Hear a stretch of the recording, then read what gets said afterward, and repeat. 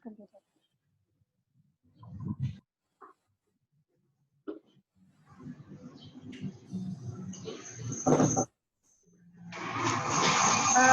teman-teman semua, Assalamualaikum warahmatullahi wabarakatuh. Sekali lagi saya ucapkan dan selamat datang seluruh peserta yang berbahagia pada pagi hari ini.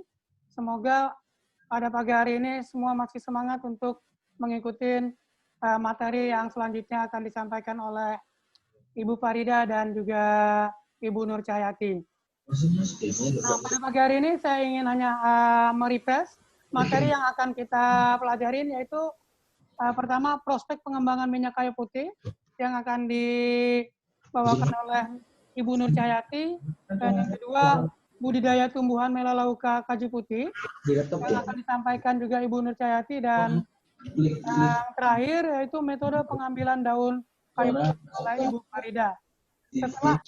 Nah, hari ini sistemnya sedikit berbeda dengan yang kemarin. Kita akan coba luangkan waktunya lebih banyak di waktu terakhir setelah presentasi. Jadi kita akan presentasi dulu, full presentasi. Itu akan dilanjutkan diskusi setelah selesai.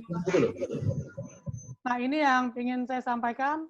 Saya berharap teman-teman semuanya semangat sampai materi pelatihan ini berakhir pada jam 11 atau kurang lebih ya. Ini yang saya harapkan, dan mari kita ini coba tolong digali ilmunya yang disampaikan oleh Ibu Farida dan Ibu Inung, karena mereka hanya punya waktu yang sedikit ini, semoga kita bisa manfaatkan mereka, menimba ilmu dari mereka yang lebih bermanfaat. Itu saja mungkin yang saya akan sampaikan. Semoga pada pelatihan pagi ini teman-teman masih bersemangat dan mendapatkan ilmunya yang barokah. Saya tidak banyak ini, mungkin kita langsung saja ke pemateri Ibu. Silakan Ibu, waktu dan tempat saya silakan. Terima kasih. Oke, terima kasih Pak Insa. Selamat pagi teman-teman semuanya. Assalamualaikum warahmatullahi wabarakatuh. Waalaikumsalam warahmatullahi wabarakatuh. Terdengar jelas suaranya ya Pak? Ya, Ibu. jelas sekali. Oh, ya. Sebelumnya mengingatkan kembali, apakah perlu untuk foto dulu sebelum ini kegiatan mulai? Alhamdulillah, itu ide yang bagus sekali. Mungkin itu yang terbaik. Kita foto bersama. Semuanya teman-teman memperlihatkan. Bentar, saya coba ini. Diminta memperlihatkan wajahnya dulu. Kita foto bersama. Foto keluarga ya Pak. Mungkin teman-teman yang videonya sedang unmute, coba bisa bisa dibuka.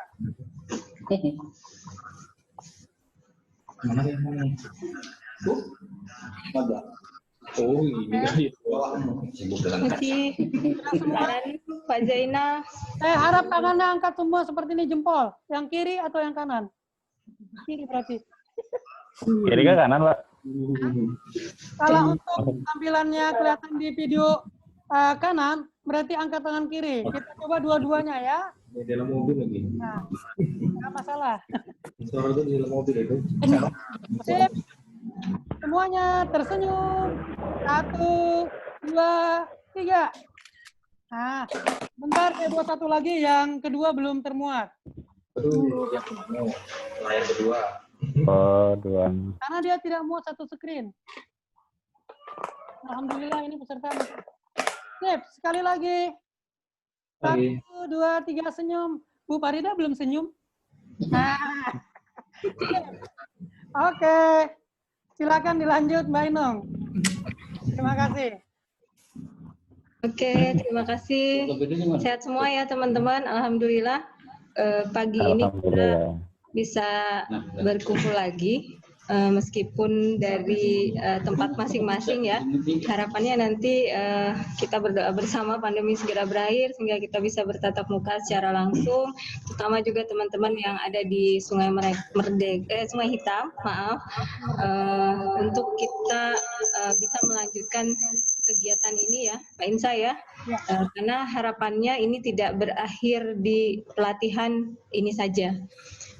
Hari ini seperti tadi jadwal sudah disampaikan oleh Pak Insa, akan ada 3 sesi materi yang akan kami sampaikan. Yang pertama mengenai bagaimana prospek dari kayu putih, kemudian budidayanya seperti apa, dan yang ketiga adalah metode pengambilan ya Bu Farida ya. Mungkin nanti tidak apa-apa kalau misalnya Bu Farida berkenan, nanti Bu Farida masuk di tengah-tengah untuk saya istirahat minum, terus kemudian saya lanjutkan untuk budidaya. Gimana Pak Insa? Bu Farida? Bisa juga Bu, itu bisa diatur dengan Bu Farida. Silakan Bu. Ya, oke. Terima kasih. Yang pertama saya akan menyampaikan mengenai prospek.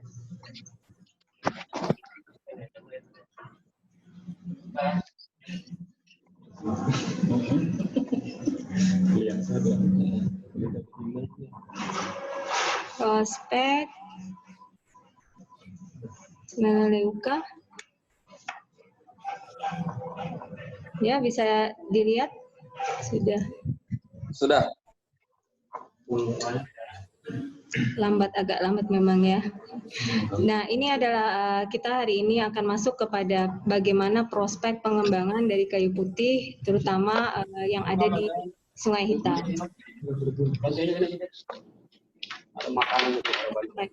Pertama kita membahas dulu mengenai atsiri di Indonesia, sedikit mengulang, merefresh kembali, kemudian prospek kayu putih di Sungai Hitam, kemudian memanfaatkan ada bagian sub judul yang saya beri tema memanfaatkan tanpa menjadi kompetitor, kemudian bagian penutup. Jadi seperti kemarin disampaikan oleh Bu Farida bahwa Indonesia itu menjadi pusat keanekaragaman hayati, banyak tumbuhan yang bermanfaat bagi kita, di antaranya adalah tumbuhan penghasil atsiri, dan ini merupakan kekayaan yang terpendam.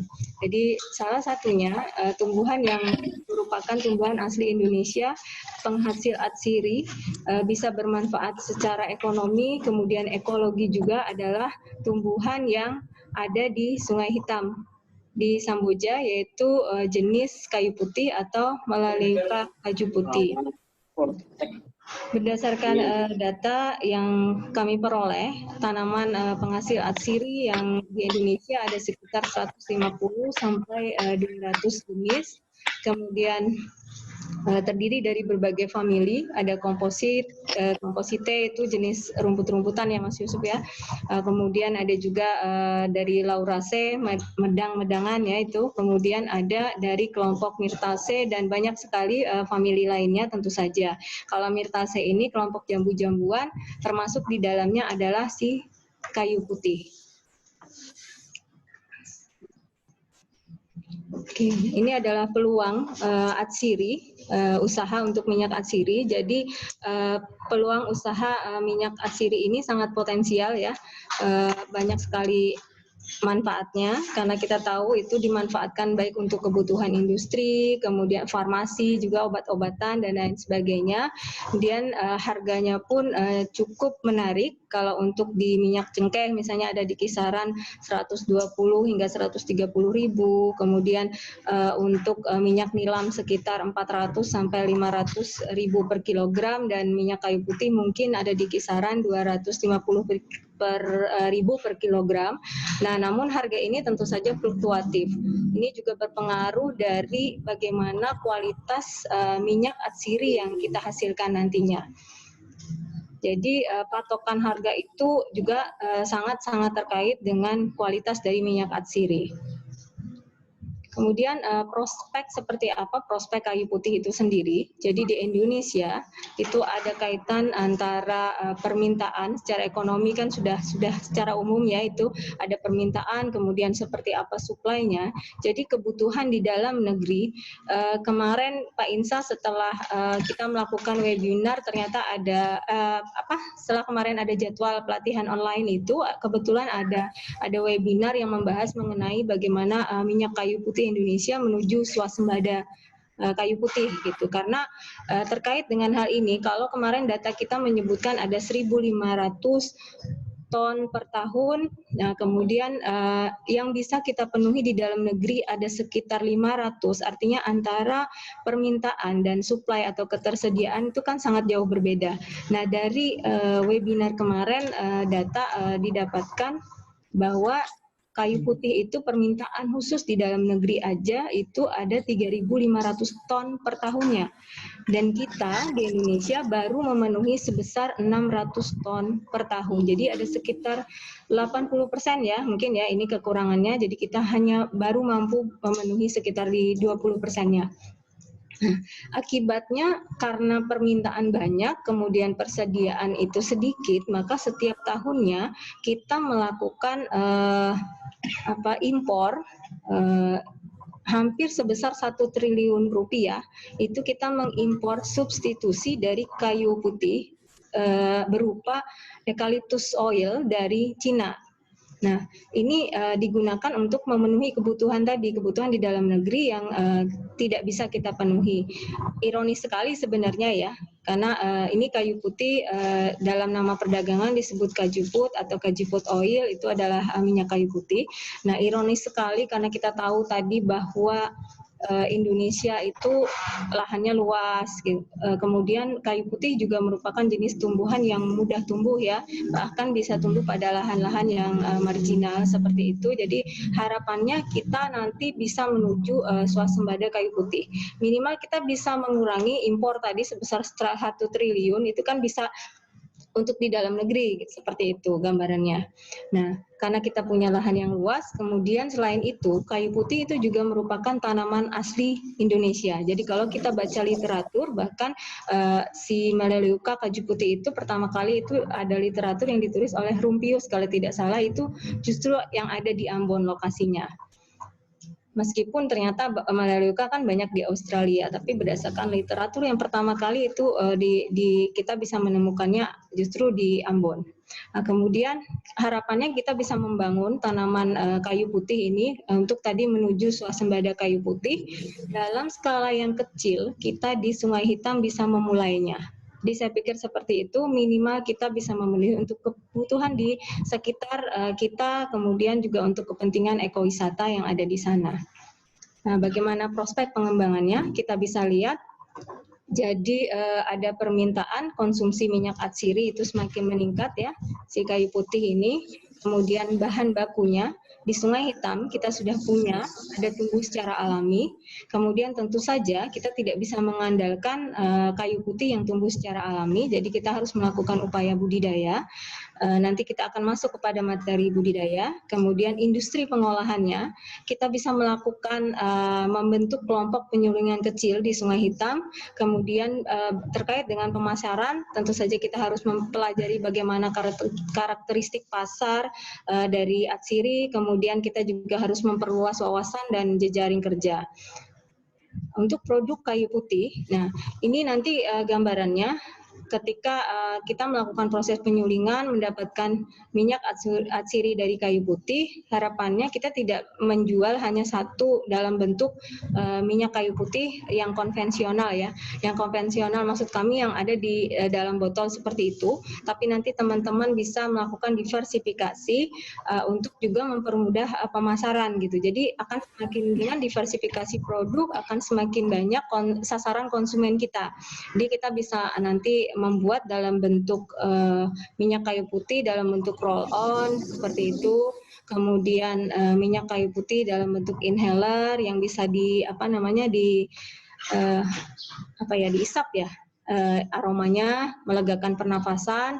Kemudian juga dalam bentuk permen kayu putih. Kemarin sebenarnya kami ingin membuat dalam bentuk permen kayu putih, namun waktu ya Pak Insa kami tidak sempat untuk melakukannya. Sebenarnya pengen sekali menunjukkannya kepada teman-teman. Kemudian bisa membuat dalam bentuk balsam, kemudian bisa juga dibuat dalam bentuk aromaterapi. Nah biasanya ini di perkotaan tuh lagi ngetren ya. Jadi dimasukkan ke alat diffuser itu untuk menciptakan suasana rileks, kemudian menyegarkan dan lain sebagainya. Banyak sekali manfaat dari aromaterapi. Kemudian juga kemungkinan bisa dibikin dalam bentuk lotion dan sabun herbal kayu putih. Nah untuk sabun kami sudah buatkan contohnya. Nah ini adalah contoh dari sabunnya.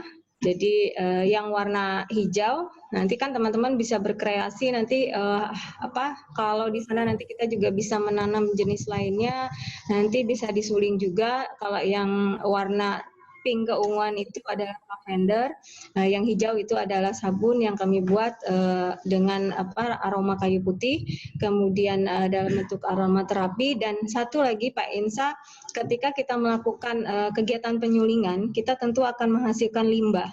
Jadi limbah berupa daun kayu putih. Saat ini kami sedang proses ini untuk membuat kompos dari hasil limbah daun kayu putih. Namun hasilnya kami belum bisa men-share ya, mohon maaf teman-teman, karena ini masih dalam proses seperti apa. Jadi harapannya kalau bisa kita bisa memanfaatkan semua bagian itu, jadi tidak ada yang terbuang. Ini sebagai salah satu bentuk alternatif juga. Bisa dijual, bisa nanti kompos itu juga digunakan untuk teman-teman ketika melakukan budidaya, kegiatan budidaya dari tanaman kayu putih itu sendiri. Selain dibuat kompos, ada kemungkinan dia bisa dibuat sebagai pesnap atau pestisida nabati. Nah, jadi semua organik. Ketika kita juga menjual kan, apalagi di Sungai Hitam itu banyak juga orang-orang luar ya yang datang. Nah, mereka tuh sudah sangat-sangat sadar akan pentingnya menjaga lingkungan. Jadi ketika berlabel organik, mereka tentu akan sangat menghargai, mengapresiasi itu. Nah, kemudian memanfaatkan tanpa menjadi kompetitor.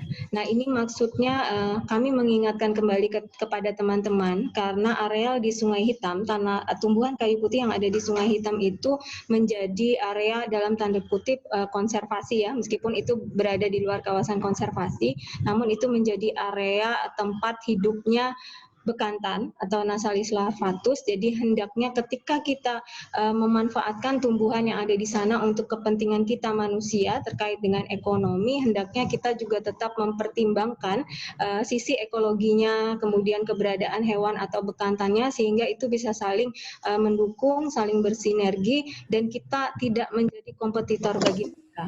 Jadi kita upayakan untuk meminimalisir agar pemanfaatan tumbuhan yang ada di sana juga tidak terlalu mengganggu kehidupan bekantan yang sebelumnya. Nah, ini nanti yang perlu kita pikirkan bersama terkait dengan pemanenan seperti apa. Jadi begitu teman-teman ya, Pak Insa juga. Jadi kalau misalnya di Jawa di perhutani kan biasanya mereka memanen dengan sistem rimbas ya, atau ditebang seperti itu. Nah, nanti itu yang harus kita pikirkan, apakah berselang-seling atau ada areal yang mana yang bisa ditebang, ada yang tidak gitu, sehingga keberadaan tempat pohon dari kayu putih yang menjadi area bermain mereka itu tetap ada itu.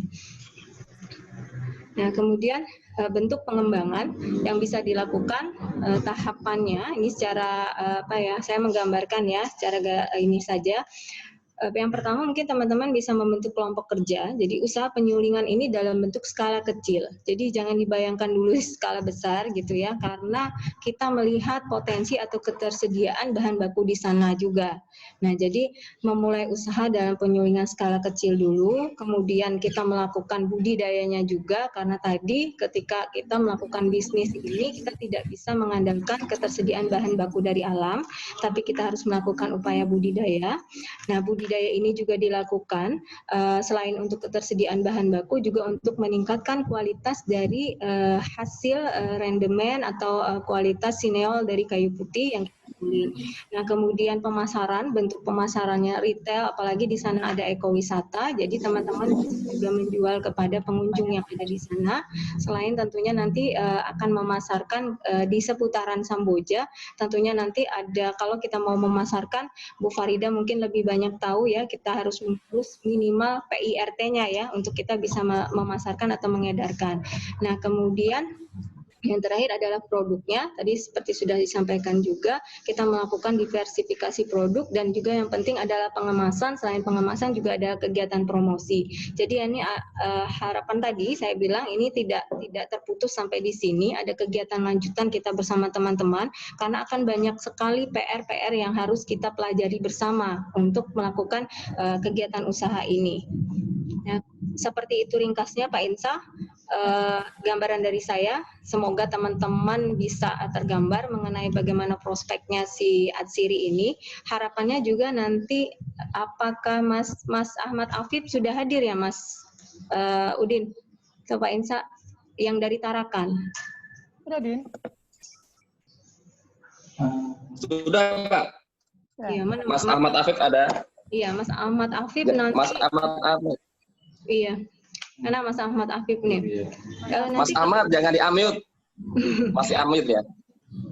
Oh iya, harapannya nanti bisa sharing ya sama kita bersama gitu, karena sepengetahuan saya beliau sudah melakukan bisnis ini seperti apa. Nah tentunya karena beliau sudah langsung terjun berkecimpung di sana, ada banyak pengalaman yang bisa kita gali dari beliau untuk berbagi pada teman-teman di Sungai Hitam, teman-teman di Samboja, kita semua peserta di sini tentunya terkait mungkin kendalanya seperti apa atau bagaimana cerahnya bisnis ini dan lain sebagainya. Itu saja, nanti mohon minta waktu Pak Insa untuk Mas Afif ya, untuk berbagi bersama kita, semoga berkenan. Kemudian selanjutnya mungkin masuk ke Bu Farida dulu Pak Insa kembali, terus nanti saya akan melanjutkan mengenai budidayanya. Baik, terima kasih Mbak Inung atas presentasinya yang sangat menarik sekali. Jadi ini akan kita lanjutkan dulu dengan presentasi selanjutnya dari Bu Farida. Ini ada pertanyaan dari Ibu Febri, kita simpan dulu untuk Mbak Inung setelah presentasi dari Bu Farida. Silakan Bu Farida. Terima kasih Pak. Saya coba share screen dulu. Ya.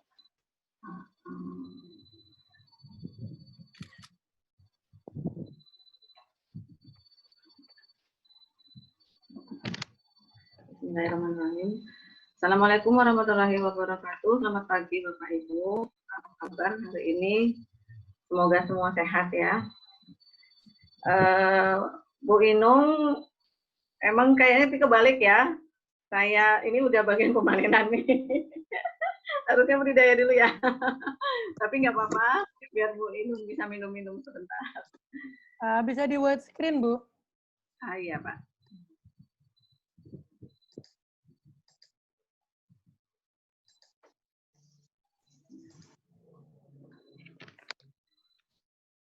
Hari ini saya akan mencoba, walaupun dengan pengetahuan yang cukup sangat minim ya, ini juga masa tiba akal judulnya. Metode pengambilan daun kayu putih. Di sini, ini yang biasa kami lakukan di laboratorium. Pohon ini ada di sekitar kampus. Apabila mahasiswa mengadakan penelitian, ini akan selalu dipanjat. Karena tidak menjalankan budidaya, makanya akhirnya pohon ini sudah sampai setinggi berapa meter nih, ada 15 meter kayaknya, 10 meter lah. Jadi kasihan mahasiswa setiap tahun itu bergantian harus ada yang manjat. Untung setiap tahun ada yang punya kebun kelapa, jadi bisa manjat. Nah kemudian daun ranting-rantingnya dipatahkan, cabangnya dibawa ke laboratorium. Namanya penelitian, mereka itu kepengen hasil yang maksimal. Jadi mereka nggak mau gunakan cabang-cabangnya, ranting-rantingnya dipisahkan, akhirnya yang tersisa tinggal daunnya. Dan alhamdulillah apabila semua daunnya rendemennya cukup lumayan tinggi. Itu yang dapat saya ceritakan apabila kami sedang melakukan penelitian di laboratorium. Nah, untuk produksi yang skala besar, pemanenan daun kayu putih di perkebunan ini dapat dari KPH Yogyakarta ya, Bu. Di sini dia mempersyaratkan pemanenan daun kayu putih itu apabila tanaman kayu putih sudah berumur sekitar 4 tahun ke atas baru boleh dipanen, dan kemudian setiap 5 atau 6 bulan sekali bisa dipanen lagi ke tahap berikutnya. Daun yang dipanen umumnya adalah daun yang sudah tua dengan jalan memotong cabang dan ranting-rantingnya. Daun yang sudah tua ini memang rendemen minyaknya lebih besar daripada daun yang muda. Cuman biasanya kualitasnya lebih bagus yang muda. Tapi kalau untuk produksi massal biasanya nggak memperhitungkan muda tua, pokoknya main tebas aja. Biasanya begitu. Kalau untuk skala laboratorium cukup teliti ya, memisahkan ini yang muda, ini yang tua. Daun kayu putih dalam pembuatan minyak kayu putih adalah helai daunnya dan berikut rantingnya. Dan yang ini yang belum kami lakukan di laboratorium.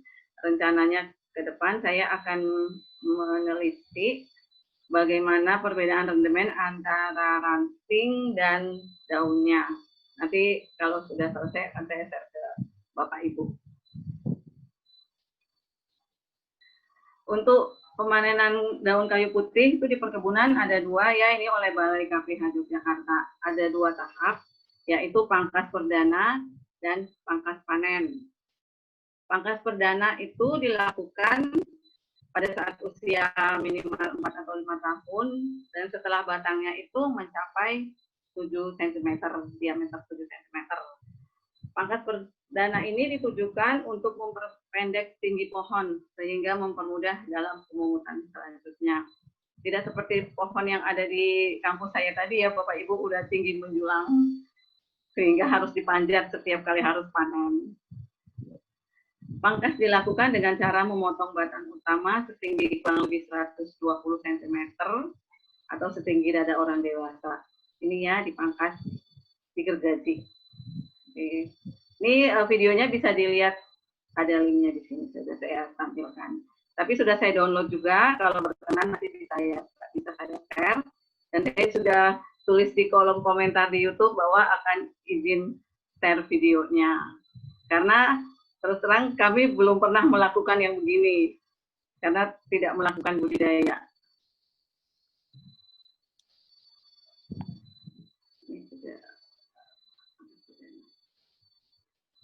Nah, selanjutnya pemotongan ini harus menggunakan gergaji. Apabila menggunakan chainsaw, biasanya ada oli di chainsaw itu yang akan merusak, nanti akan luka kayunya dan akan menutupi pori-pori, bisa jadi akan kena jamur atau malah jadi rusak kayunya, kena penyakit.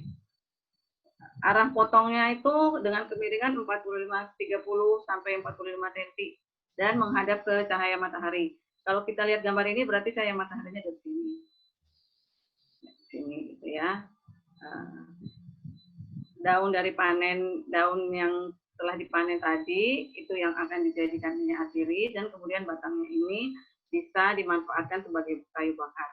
Kalau menurut saya ya sayang sebenarnya kayu ini dimanfaatkan sebagai kayu bakar. Untuk menambah nilai jual seharusnya kayu ini dibuat produk lain seperti misalnya briket.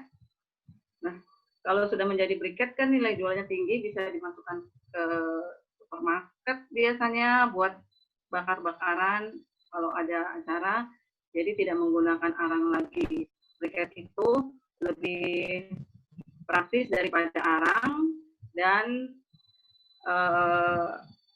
kita bisa bisa kita atur sehingga dia mempunyai nilai kalori yang tinggi, jadi sangat bagus untuk acara bakar-bakaran, tidak terlalu berasap ya, seperti arang yang kita beli itu. Mungkin Pak Insa kapan-kapan tuh bisa belajar buat briket ya, kita ya. Dan asapnya ditampung Pak, jadi asap cair gitu ya Pak.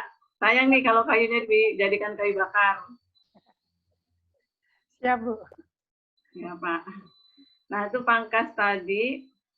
Nah sekarang kita lanjut ke pangkas panen. Pangkas panen itu lanjutan daripada pangkas yang sebelumnya tadi. Ini 6 bulan kemudian kita mengadakan proses pangkas panen.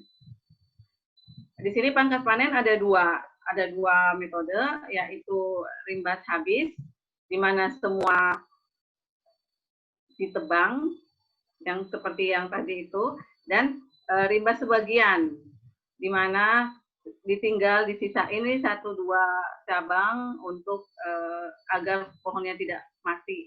Biasanya yang diginikan ya untuk pohon-pohon yang sudah tua. Kalau pohon yang sudah tua, kita pangkas habis, bisa ngambek dia terus mati. Itu sih menurut saya ya. Nah, karena kita berbicara tentang daun, hari ini saya menampilkan satu penelitian tentang daun, seperti dari kepada Bapak penanya kemarin ya. Di sini ada penelitian oleh Yurdianingsi dan kawan-kawan dan sudah publish di Jurnal Kehutanan volume 14 tahun 2019. Mereka meneliti karakteristik minyak kayu putih dengan ukuran daun yang berbeda.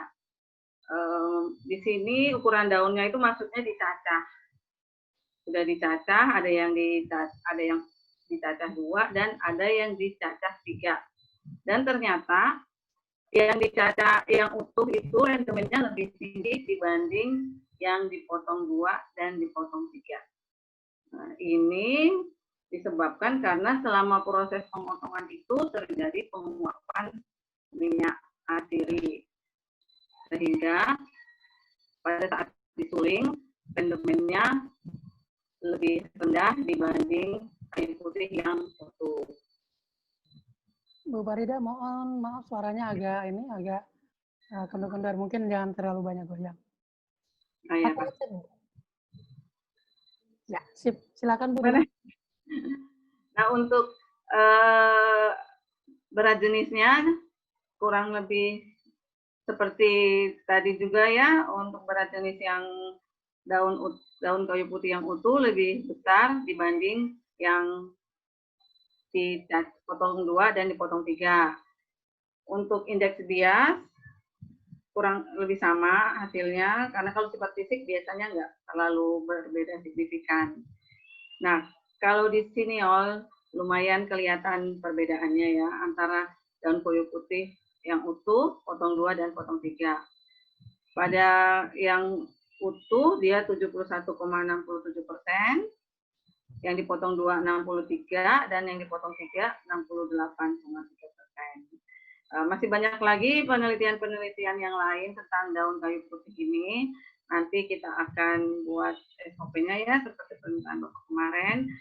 Itu nanti kita share ke teman-teman yang di Sungai Hitam, siapa tahu berminat mengembangkan penyulingan minyak asiri ini. Dari paparan saya tadi dapat saya simpulkan bahwa penanganan bahan baku daun minyak kayu putih dimaksudkan sebagai tindakan awal untuk mempermudah pelepasan molekul-molekul minyak asiri dari dalam sel tumbuhan, sehingga proses difusi antara uap air dan minyak berjalan dengan baik, dan proses penyulingan pun akan berjalan dengan sempurna. Tindakan awal tersebut biasanya berupa pengeringan dan pelayuan untuk mengurangi kandungan air dalam bahan. Tetapi tetap harus diingat bahwa proses pengeringan dan pelayuan ini jangan terlalu lama berhari-hari karena akan menurunkan rendemen daripada minyak kayu putih itu sendiri. Demikian Pak yang dapat sampaikan, dan Bapak Ibu terima kasih, kurang lebihnya mohon dimaafkan. Assalamualaikum warahmatullahi wabarakatuh. Waalaikumsalam warahmatullahi wabarakatuh. Baik Bu Farida, ini juga presentasi yang cukup menarik, informasinya cukup ini. Saya harap teman-teman juga sudah menyiapkan pertanyaan-pertanyaan.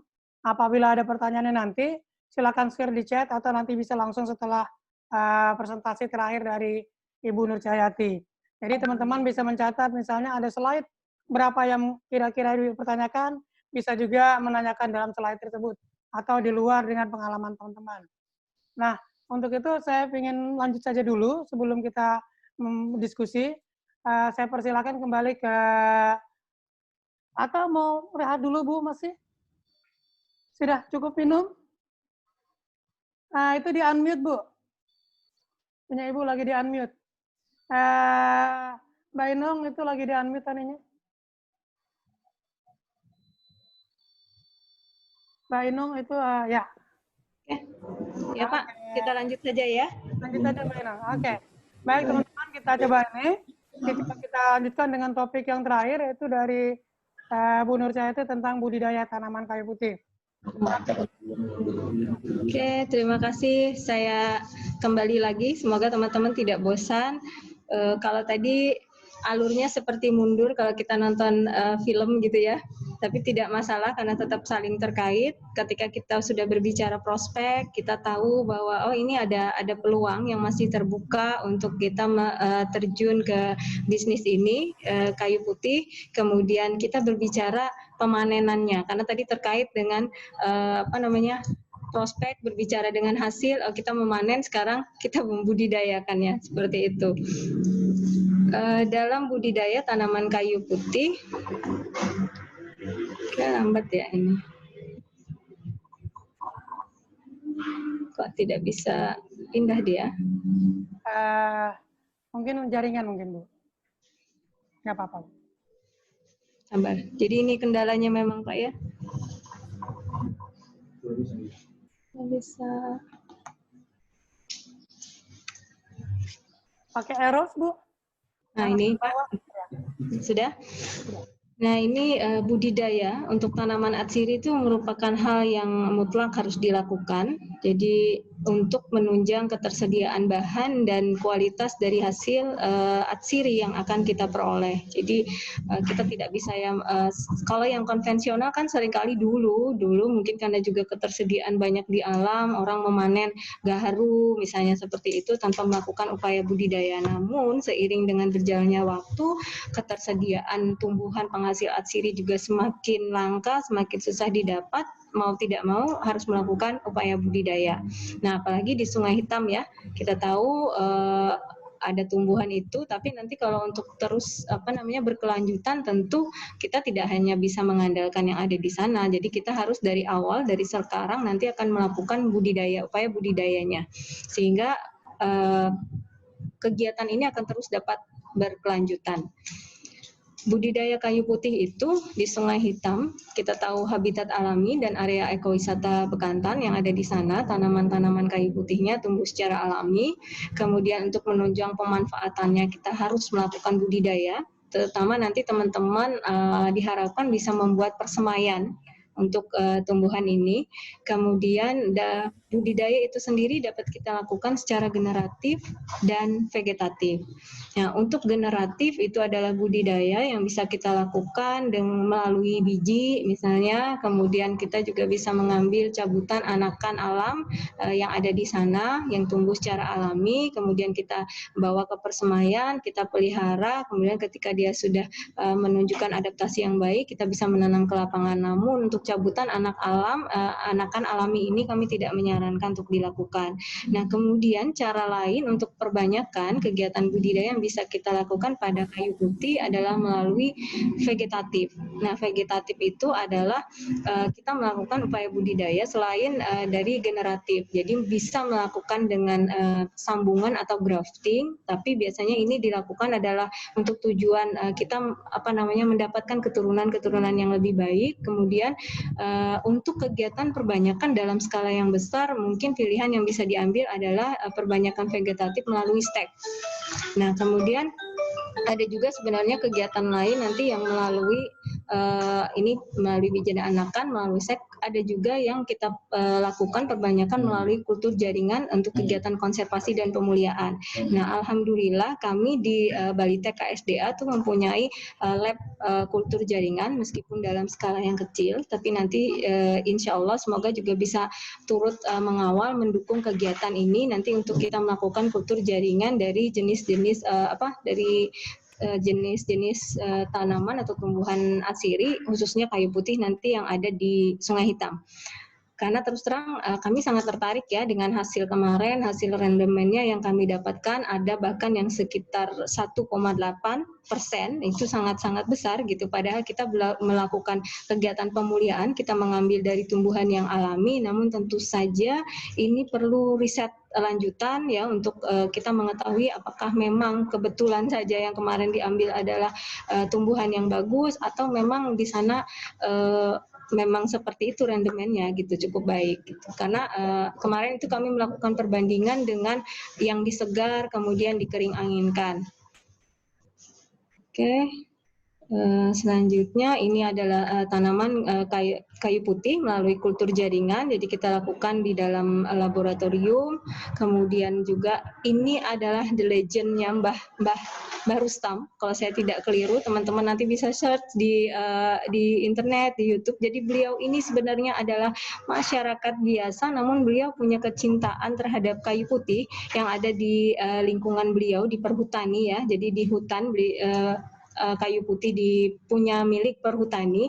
Jadi meskipun beliau adalah masyarakat biasa yang bahkan tidak mengenal bangku sekolah, namun beliau belajar secara otodidak dan dengan kecintaannya beliau bisa menciptakan ya, bisa membuat bibit-bibit yang tahan terhadap serangan rayap yang menjadi masalah utama di perhutani. Jadi hama yang ada di perhutani itu adalah rayap, namun beliau hasil bibit-bibit yang dibuat oleh beliau ini tidak diganggu oleh rayap sehingga perhutani merangkul beliau untuk perbanyakan stek melalui stek pucuk dari kayu putih.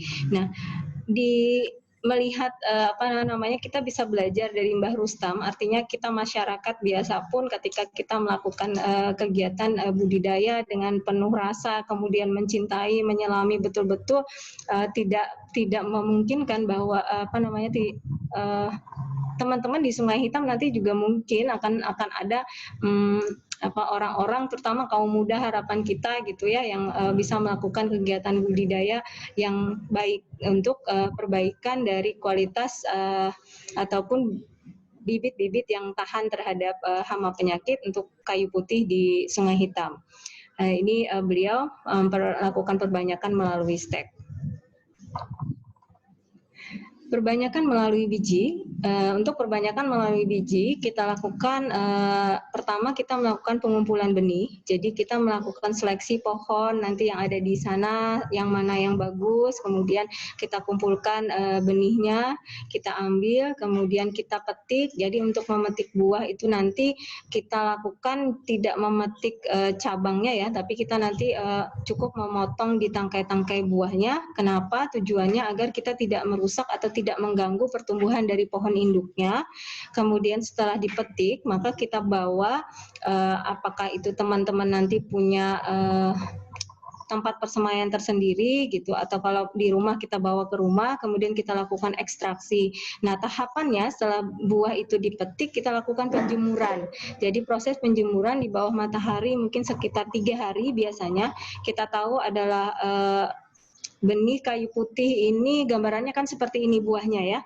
Jadi buahnya kemarin kita dalam pengenalan kayu putih ini termasuk buah kapsul yang dia kalau dijemur di bawah terik matahari sekitar 3 hari, kalau panasnya terik itu biasanya sudah terbuka. Jadi dia akan pecah, kemudian mengeluarkan biji-biji yang ada di dalam, sangat-sangat halus sekali. Jadi saya ulang, sangat halus sekali, bahkan ketika kita melakukan atau penjemuran itu juga harus hati-hati dari tiupan angin.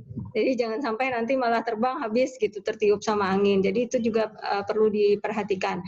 Nah, kemudian setelah itu kita akan melakukan pengayakan. Jadi untuk memisahkan dari kulit buah, dari batang tangkai buah, kemudian dari daun dan lain sebagainya itu dengan ayakan. Kemudian ini gambaran dari benih yang didapat, benih kayu putihnya, jadi sangat halus. Berdasarkan literatur itu setiap dalam 1 gram benih kayu putih yang baik itu bisa menghasilkan sekitar 2.700 bibit. Jadi kalau Bapak Ibu tidak percaya nanti saya timbangkan ya, tapi nanti hitung sendiri. Ya, jadi ada sekitar ribuan. Nah, untuk benih kayu putih ini sendiri, dia itu di dalam satu buahnya itu tidak melulu semua baik. Jadi ada istilahnya sekam. Jadi ada sampah atau dia bercampur dengan benih-benih yang tidak terbuahi. Jadi tidak melulu semua itu bisa tumbuh. Seperti itu. Kemudian penyemaian benih, kita bisa melakukan penyemaian benih di bak plastik, gambarnya seperti ini, kemudian di bak plastiknya itu di lubang kecil-kecil di bawahnya, kemudian media semai yang kita gunakan itu adalah pasir yang sudah kita steril, minimal itu dijemur sinar matahari, tapi biasanya kami teman-teman melakukannya untuk sterilisasi pasir dengan disangrai, kemudian digoreng tanpa minyak ya, karena kita bukan menggoreng kacang. Boleh menggoreng pakai minyak di penggorengan yang lain gitu. Jadi sambil kita mensteril itu sambil makan kacang. Kemudian benih yang telah diperoleh itu kemudian kita semai di bak tabur. Nah, cara penyemaiannya adalah benih kita campur dengan pasir yang halus. Nah, jadi dengan pasir yang halus, mohon maaf ya, tadinya tuh pengen menunjukkan videonya gitu Pak, tapi nantilah kita sama teman-teman di sana nanti mengajarkan bagaimana cara menyemainya. Jadi kita campur, semoga teman-teman terbayang ya. Jadi kita campur. Halo? Jadi kita campur dengan pasir yang sangat halus benihnya, kemudian kita taburkan di bak tabur atau bak semai tadi yang medianya menggunakan pasir. Tujuannya adalah agar benih yang kita semai itu tidak mengelompok atau tidak menggumpal di satu tempat. Tadi kalau kita hanya mengandalkan benihnya saja langsung kita semai, takutnya nanti khawatir tumbuhnya mengelompok. Ketika tumbuh mengelompok, maka akan sangat menyulitkan kita untuk melakukan penyapihan. Nah, penyapihan itu sendiri kita lakukan pada saat nanti benih berumur sekitar 2 minggu. Jadi pada saat kita tabur 5 hari benih itu mulai berkecambah, kemudian di usia 2 minggu benih yang kita tabur tadi sudah bisa kita sapi dengan ciri nanti daunnya berjumlah 2 helai, kemudian kisaran tingginya 1 cm, sangat kecil sekali ya Bapak Ibu. Jadi kita nanti memisahkannya dengan menggunakan pinset Bapak Ibu. Nah, mungkin ini nanti peran dari kaum ibu-ibu perempuan nanti ya yang lebih teliti, lebih telaten gitu untuk melakukannya. Jadi hati-hati sekali kita pindahkan. Ketika kita menyemai, kita cukup menggunakan media pasir tadi karena pada tahapan itu benih tidak memerlukan nutrisi dari luar. Kemudian ketika kita sapi berusia 2 minggu, maka kita sapi ke media yang ada nutrisinya. Jadi kita bisa gunakan media dengan perbandingan atau komposisi tanah, pasir, kemudian dengan kompos itu perbandingannya 7:2:1 karena pada tahapan ini tanaman yang kita benih yang kita semai itu sudah memerlukan nutrisi atau makanan dari luar, terutama dari tanah sebagai medianya untuk pertumbuhan mereka. Nah, kemudian pada usia 8 minggu, ini semua disungkup ya Bapak Ibu. Jadi ketika kita mulai tadi menyemai benih, itu nanti kita tutup plastik untuk menjaga kelembapannya dan menghindari gangguan juga dari yang lain seperti hewan-hewan, kemudian atau hama, kemudian kita sapi itu masih dalam posisi juga disungkup, tetap untuk mempertahankan kelembapannya juga. Pemeliharaan tentu saja dengan melakukan penyiraman. Kemudian ketika sudah disapi, mungkin karena kita menggunakan media akan ada rumput yang tumbuh,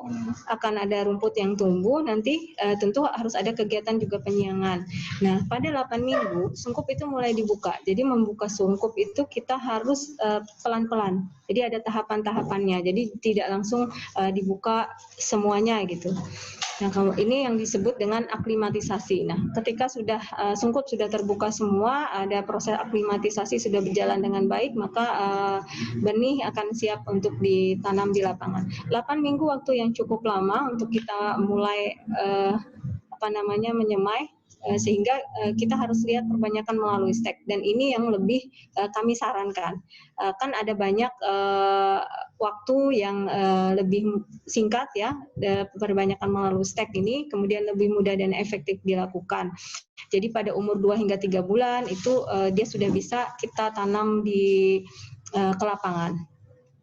Nah, kegiatan untuk stek itu nanti bisa dilakukan pertama kali tentu saja kita harus memilih dulu benih atau calon untuk kita mengambil stek yang baik, bisa langsung dilakukan di lapangan pada pohon-pohon yang sudah ada Namun kalau misalnya kegiatan persemaian agak jauh, kita bisa membuat bibit-bibit atau indukan nanti untuk kita mengambil stek yang baik. Jadi kita ambil nanti fenotipnya, kita lihat yang bagus, kita pilih, kita tanam di persemaian, kemudian kita tumbuh, itulah yang nanti kita ambil untuk perbanyakan selanjutnya. Jadi kita cukup mengambil stek-stek dari tumbuhan yang ada di persemaian. Budidaya itu merupakan hal yang penting tadi sekali lagi pada tanaman-tanaman penghasil atsiri, kemudian tanaman yang kayu putih yang kita tanam melalui proses budidaya yang tepat tentu saja akan mengharapkan atsiri yang lebih banyak, minyak atsiri yang lebih banyak, rendemennya, kemudian kadar 1,8 sineolnya yang lebih tinggi, dan harapannya dengan minyak atsiri yang berkualitas yang kita hasilkan, harga tentu juga akan dapat bersaing di pasaran. Nah, terkait dengan prospek kemudian budidaya, tentu sebenarnya harus ada analisis usaha. Namun pada kesempatan ini karena waktu juga sangat terbatas, harapan kita di lain waktu nanti kita akan bersama-sama ya teman-teman mempelajari bagaimana, karena kalau kita mau memulai satu usaha tentu kita harus melakukan analisis usaha. Ada banyak faktor yang akan kita lihat ketika kita melakukan analisis usaha. Ini pembahasan tersendiri yang juga memerlukan waktu cukup lama. Misalnya kita lihat bagaimana kapasitas alat penyuling kita, kemudian harganya seperti apa, terus biaya produksinya bagaimana, pertimbangan usahanya, terus nanti balik modalnya seperti apa, terus hasil dari produksi atsiri yang kita hasilkan bagaimana, keuntungannya dan lain sebagainya. Tentu adanya teknologi saat ini mestinya menjadikan kita dengan mudah untuk bisa belajar. Harapannya teman-teman bisa memanfaatkan teknologi, bisa memanfaatkan gadget yang ada untuk mempelajari sebanyak-banyaknya ilmu terkait dengan bagaimana kita mengembangkan usaha ini. Nah, tadi ini terkait dengan pertanyaan Bu Febri, kalau saya tidak keliru ya, Bu Febri menanyakan pada umur berapa, banyak sekalian saya jawab ini layak panen itu.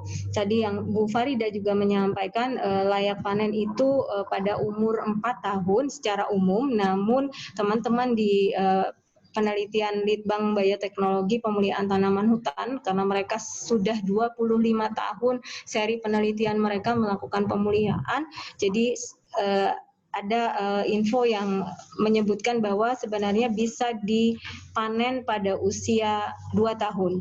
Nah, sehingga ini juga sekaligus menjawab usia berapa produktifnya sampai dia bisa dipanen, sampai usia berapa. Bu Febri juga menanyakan hal itu. Jadi ini bisa sampai 35 tahun Bapak Ibu sekalian, sehingga orang-orang di petani-petani kayu putih di sana memiliki sebuah apa ya ini istilahnya quotes ya, atau kalimat bahwa jika kita merawat kayu putih selama 2 tahun, maka selanjutnya kayu putihlah yang akan merawat kita selama 35 tahun. Jadi ini maksudnya adalah kita merawat, kemudian 2 tahun kita sudah bisa melakukan pemanenan, kemudian hingga sampai 35 tahun usia dari produktif dari kayu putih itu. Ada juga literatur yang saya baca di plot-plot penelitian, mereka mulai menanam, mengambilnya pada usia 18 bulan. Jadi menurut saya ini juga mungkin akan tergantung dengan bagaimana kualitas pertumbuhan tanaman kayu putih yang kita tanam. Mungkin itu dilihat kalau misalnya dia tumbuh subur, rimbun, kemudian daun terlihat sudah hijau, mungkin bisa dilakukan pemanenan seperti itu. Jadi dan ini perlu penelitian dan pengamatan dari teman-teman serta pelaku petani-petani kayu putih juga. Oke, demikian Pak Ensa yang bisa saya sampaikan mengenai budidaya. Dan tadi kita tunggu juga untuk melengkapinya nanti sharing pengalaman dari Mas Afif ya. Oke, terima kasih Pak Insa. Baik Bu Inung, terima kasih sekali atas ini penjelasannya, dan ini sangat menarik sekali karena budidaya ini kita bisa hitung-hitungan mungkin penghasilan ke depannya. Jadi sangat-sangat informasi yang sangat bagus, terutama untuk mengganti alternatif livelihood, pencarian alternatif. Baik, Bu Inung, mungkin saya coba ingin share screen beberapa pertanyaan dari teman-teman, dan bisa mungkin Ibu Inung dan Bu Farida untuk menjawabnya. Pertama, ini mungkin teman-teman sudah bisa lihat semua dari share screen yang ada. Bu Inung, Mbak Farida. Nah, ini pertanyaan pertama ada dari Bu Febri, ada 6 pertanyaan. Pertama, metode-metode pengelolaan apa saja yang dapat menghasilkan minyak atsiri selain metode destilasi? Mungkin satu dulu, Mbak Inung atau Bu Farida. Oke, saya dulu ya, Pak ya. Kalau nomor 1, Bu Farida sebenarnya kapasitasnya ya yang lebih ini untuk menjawab. Namun kemarin disampaikan juga oleh Bu Farida, selain destilasi kita bisa juga melalui enzim. Nah, nanti tapi kan itu sangat-sangat mahal sekali, udah ke bioteknologi gitu ya. Nanti tidak akan menutup antara modal sama hasil. Jadi kita biasanya yang lebih umum adalah metode destilasi yang kita lakukan. Kemudian mengubah temperatur dan tekanan apakah akan mengubah kualitas dan kuantitas minyak atsiri, mana yang lebih efektif, kualitas yang baik, ini juga lebih ke Bu Farida nantinya. Karena kemarin juga minyak atsiri itu kan mudah menguap gitu ya, sama juga seperti beberapa kandungan metabolit sekunder yang ada di tumbuhan-tumbuhan atau tanaman obat. Nah, adanya pemanasan atau perubahan tekanan temperatur tentu juga akan bisa merusak kualitas dari minyak atsiri. Namun nanti Bu Farida yang akan lebih menjelaskan lebih baik lagi ya Bu ya. Nah, kemudian apakah ada beda rendemen dan kualitas atsiri antara bahan baku segar dan bahan baku kering angin? Oke, terkait dengan kami kemarin baru mencoba di rendemen ya. Jadi kami belum ke kualitas. Kualitas artinya kaitannya dengan karena kualitas harus ada uji labnya, misalnya kandungan sineolnya seperti apa, Bu Farida juga yang lebih paham. Kalau untuk rendemen, kemarin yang kami hasilkan, untuk kayu putih yang di Sungai Hitam, itu rendemen yang paling banyak itu dengan proses kering angin, jadi bukan yang segar. Nah, kemudian selain itu juga ada faktor yang mempengaruhinya, Bu. Jadi ketika kita berpikir rendemen, ada banyak faktor selain perlakuan di kering angin atau segar, ada juga faktor dari kualitas atau umur bahannya. Jadi daun rendemen dari daun yang segar, daun yang muda dengan daun yang tua, misalnya tentu rendemennya agak berbeda. Kemudian selain umur daun, umur pohon juga berbeda, Bu, juga sangat menentukan. Misalnya kita mengambil daun yang muda dari pohon yang masih muda dengan daun muda dari pohon yang sudah tua. Jadi ada perbedaan ya Bu ya, pohon itu pun dengan daun, jadi tidak hanya pada daun tua, tapi daun tua nih dari pohon yang tua atau pohon yang muda seperti itu. Ya, semoga bisa dipahami ya Bu. Nah, makanya itu untuk mengatasi hal itu biasanya di perhutani atau di KPH kayu putih mereka tadi melakukan yang namanya sistem rimbas dan penebangan itu. Jadi penebangan itu juga dimaksudkan untuk dalam tanda kutip mempermudah usia pohon kayu putihnya, Bu. Mempermudah usia tanaman kayu putih. Harapannya tumbuh terubusan, karena kayu putih itu kalau ditebang dengan cara yang benar, kemudian nanti akan tumbuh terubusan yang baru. Jadi pucuk-pucuk muda yang baru, nah itu dianggap itu akan mempermudah usia atau umur dari pohonnya. Nah, kemudian pada umur berapa itu dipanen, tadi sudah saya sampaikan ya Bu ya. Jadi bisa secara umum itu sekitar 4 tahun, kemudian ada juga sekitar yang 2 tahun kita sudah bisa mulai memanen, sampai kapan? Sampai sekitar 35 tahun. Nilai indeks bias nanti Bu Farida akan menjelaskan, kemudian berapa waktu ideal untuk penyulingan, saya pikir ini berbeda-beda. Untuk jenis yang disuling seperti apa. Namun kemarin yang di kayu putih kami penyulingannya 4 jam. Ya, sekitar 4 jam, 4-5 jam itu waktu yang ideal. Nanti akan terlihat atsirinya sudah tidak keluar lagi. Jadi kita cukupkan sampai di situ. Mana untuk sumber benih yang paling baik? Apakah biji stek anakan dari induknya? Kalau kita berbicara sumber benih, kita akan untuk memperbanyak itu secara vegetatif ya Bu ya, karena kalau kita mengembangkan secara generatif belum tentu yang kita tanam akan sama sifatnya seperti induknya. Kalau vegetatif biasanya akan menunjukkan hasil yang hampir mirip, menyerupai induknya. Jadi lebih disarankan kalau kita membangun itu yang dari vegetatif, cara vegetatif. Kemudian daun kayu putih bisa di luar lapangan agar lebih cepat. Oh, ini lebih ke daunnya ya. Mungkin lebih ke Bu Farida. Saya pikir itu dulu dari saya, Pak Irta. Terima kasih atas pertanyaannya, Ibu, Bapak. Baik, satu Bu, saya ingin ini nambahkan saja. Bisa diperjelas dulu Bu, mungkin teman-teman tidak mengerti apa itu yang dimaksud cara vegetatif atau cara generatif. Yes. Oh ya, tadi disampaikan juga. Jadi kalau generatif itu kita menanam tanaman kayu putih dengan menggunakan biji atau anakannya. Nah, anakannya misalnya kita bisa dapatkan dari bawah pohon induknya gitu kan, yang ada di alam. Nah, itu masih bisa disebut secara generatif. Nah, kalau vegetatif itu tanpa menggunakan biji. Selain biji, berarti pilihannya adalah kita gunakan stek batang misalnya, atau stek pucuk yang kita tanam. Atau juga kita memperbanyaknya dengan menyambung. Nah, itu juga vegetatif. Ada sambungan kan atau okulasi seperti itu juga bagian dari vegetatif. Jadi selain dengan cara generatif atau yang terkait dengan bijinya. Jadi seperti itu sederhananya. Baik, terima kasih Mbak Inung. Mungkin Bu Ija bisa ditambahkan. Dan terakhir juga ini ada pertanyaan yang dari Pak Supri. Silakan Bu Farida. Bagus-bagus di ruangan sih. Ya.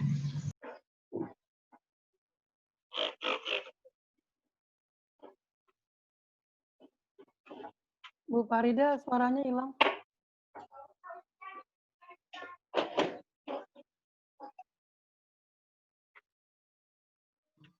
Oke. Ya, silakan Bu. Metode pengelolaan apa saja yang dapat menghasilkan biodiversitas selain metode stilasi? Ini sudah saya sampaikan kemarin ya Bu, tapi nggak apa-apa saya sampaikan lagi. Kemarin itu metodenya untuk pengambilan minyak asiri dari tumbuhan itu ada 4 metode, yaitu metode destilasi, metode ekstraksi, metode pengepresan, dan lagi menggunakan enzim. Tetapi yang paling banyak digunakan adalah metode destilasi. Karena kalau untuk metode pengepresan biasanya khusus hanya untuk daun jeruk, pohon jeruk, buah jeruk maksud saya. Untuk pertanyaan selanjutnya, apakah dengan mengubah temperatur dan tekanan akan mengubah kualitas dan kuantitas minyak asiri? Iya benar bahwa dengan mengubah temperatur akan mempengaruhi kualitas dan kuantitas minyak asiri. Ini pernah kami lakukan di lab, bahwa saya mengadakan penelitian dengan 2 temperatur yang berbeda. Yang satu menggunakan suhu 150, satunya lagi menggunakan suhu 200, dan ternyata yang menggunakan suhu 200 itu rendemennya lebih kecil, warnanya lebih tua dibanding yang menggunakan suhu 150. Jadi di situ dapat saya simpulkan bahwa sebaiknya kita menggunakan api yang stabil, tidak terlalu besar dan tidak juga terlalu kecil. Karena kalau terlalu kecil akan menyulitkan minyak itu menguap bersama-sama air. Yang ketiga, apakah ada beda rendemen dan sendiri antara bahan baku segar dan bahan baku kering angin? Sudah dijelaskan ya tadi sama Bu Inung, memang ada perbedaannya antara bahan baku segar dan bahan kering angin. Tadi sudah jelas menurut saya penjelasan dari Bu Inung. Umur berapa? Nomor 4 itu umur berapa daun tidak layak untuk dipanen? Sudah dijawab juga tadi, yaitu pada umur 35 tahun. Nah, untuk indeks bias menunjukkan nilai apa? Indeks bias itu sifat fisik, Bu. Itu akan kita bahas besok, khusus untuk kualitas minyak. Jadi semua pengujian akan saya bahas satu persatu, tapi nggak apa-apa, untuk sementara saya sampaikan dulu bahwa mengukur indeks bias itu adalah perbandingan antara sinar datang dan sinar pantul yang terhadap suatu medium. Yang maksud itu adalah minyak kita. Jadi minyak itu kita letakkan di atas prisma, kemudian kita baca. Nanti besok akan saya tunjukkan alatnya dan saya tunjukkan juga hasil pembacaannya yang kemarin sudah saya lihat. Ini mudah-mudahan Ibu bisa bersabar buat jawaban itu karena akan ada di slide PPT untuk esok hari. Berapa waktu ideal untuk penyulingan? Kalau untuk skala lab yang bahan bakunya cuma 2 kilo, mungkin untuk 4 jam sudah selesai penyulingan. Hasil minyaknya sudah tidak akan keluar lagi. Tapi kalau untuk skala besar yang misalnya 100 kilo atau 200 kilo, tentunya akan memerlukan waktu yang lebih panjang. Karena kita harus menunggu sampai benar-benar air destilat yang keluar itu sudah tidak mengandung minyak lagi, kemudian baru kita hentikan proses penyulingan. Untuk sumber benih itu sudah dijawab sama Bu. Jauh, hai jauh, menyapu jauh. Pak ke bawah kan Pak. Untuk untuk penjemuran, apakah yang di luar lapangan lebih cepat kering dibanding menggunakan penggunaan 3 hari? Mohon penjelasannya. Penjemuran di lapangan, di ruangan terbuka ya, terkena paparan sinar matahari langsung itu tidak direkomendasikan karena akan merusak senyawa-senyawa yang berada di dalam daun tersebut. Dan nanti apabila setelah disuling, diuji kualitas akan kelihatan bedanya. Kemarin sudah saya tunjukkan juga minyak daun jeruk yang saya suling di lab, itu terdapat perbedaan dari segi warna aja kita sudah mengetahui bahwa ada perbedaan antara yang dijemur di matahari dan dikering anginkan. Biasanya warnanya lebih tua. Nah, sayangnya kami tidak melakukan analisis menggunakan JECMS, sehingga kita tidak mengetahui senyawa atau komponen apa yang berubah pada saat penjemuran tersebut. Demikian Pak dari saya, mungkin yang lainnya bisa ditambahkan esok hari. Baik, terima kasih Bu Farida, terima kasih Bu Cahyati. Mungkin dari teman-teman. Boleh nambahin Pak? Ya silakan. Oh iya, Bu Farida, berarti kalau misalnya sekalian ini ya, indeks bias itu kan sederhananya juga menunjukkan kualitas minyak atsiri kita ya Bu ya, tidak tercampur banyak dengan air, begitu ya Bu? Bukan Bu, dia lebih ke menjaga agar tidak dioplos. Oh, Kalau gitu. tidak bercampur banyak dengan air kan kita bisa kasih magnesium sulfat atau natrium sulfat, airnya udah bisa hilang gitu kan. Nah, nanti ditampilkan layar itu besok akan saya tampilkan yang difoto sama Pak Udin kemarin.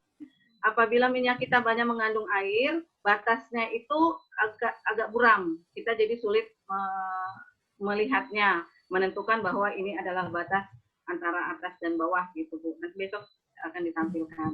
Jadi apabila minyak kita ini dioplos, minyak atsiri misalnya dalam penjualannya, kan nggak ketahuan kalau ada yang nyampur minyak goreng atau apa, nanti akan kelihatan indeks biasnya bagaimana.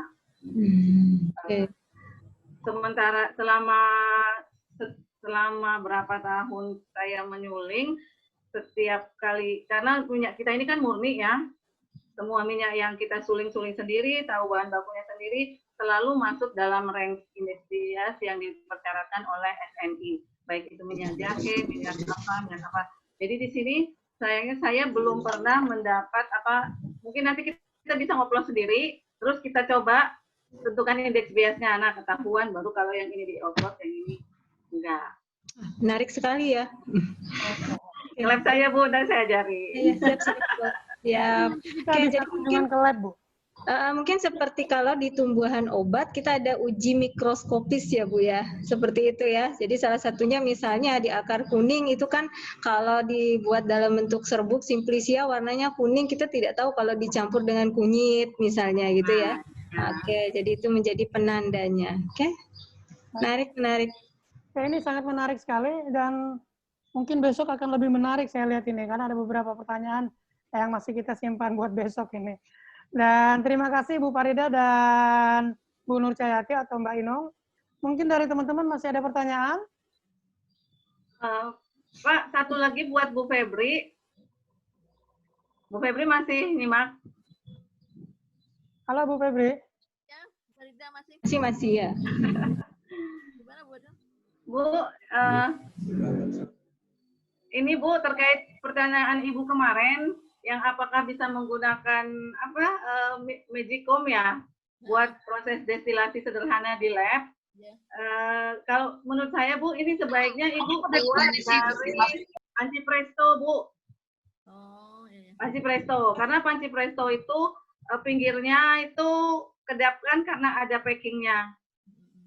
Nah kemudian Ibu bolongin atasnya, sambung dengan pipa, mungkin bisa dikasih lem besi, dilanjutkan ke pendingin. Itu yang sangat sederhana buat di lab. Kalau Magicom dia nggak, apabila ini pasti keluar tekanannya lewat samping. Saya bayangkan kalau masak nasi, uap sering keluar lewat samping. Mana? Kalau yang di atasnya dilobangin itu? Iya, di atasnya dilobangi. Ibu beli. Suaranya kecil Bu. Kalau emaknya Magicom kan ada juga yang atasnya itu bolongan. Iya. Dikasih Nah selang. itu Ibu sambung pipa. Mungkin bisa disambung pipa. Bisa disambung pipa kan. Kemudian diberi kondensor. Uap. Ya kali ada uapnya keluar dari situ. Jadi lebih praktis pakai panci presto Bu. Beli aja yang gede yang 2 kilo. Yang ukuran 2 kilo pancinya. Itu bisa dimodifikasi Bu. Kalau Magicom begitu mendidih, uapnya keluar lewat samping. Oh iya betul. Nah, gitu ya Bu, biar bisa dicoba di lab di Mataram.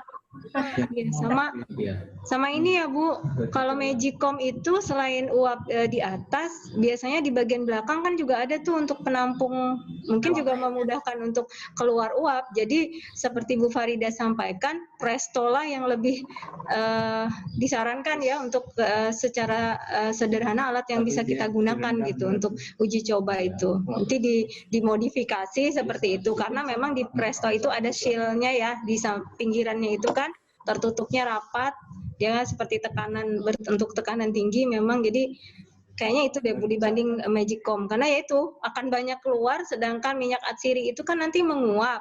Nah uapnya jadi hilang dong Bu, sayang gitu ya. Iya. Oke. Makasih Bu.